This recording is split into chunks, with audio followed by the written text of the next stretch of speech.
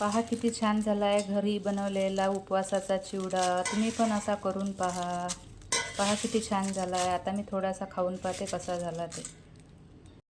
साबुदाणा बटाट्याचे पापड आणि तळलेले चिप्स इथे बारीक करून घ्यायचे आहेत.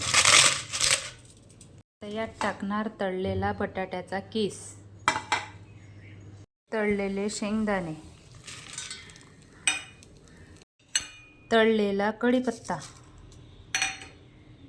तळलेले हिरवे मिरचीचे तुकडे,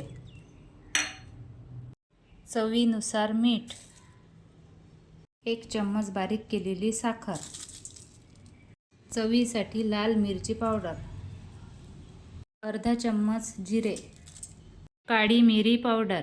आता हे एकत्र करून घ्यायचं. खूपच छान झालेला आहे. खूप टेस्टी झालेला आहे.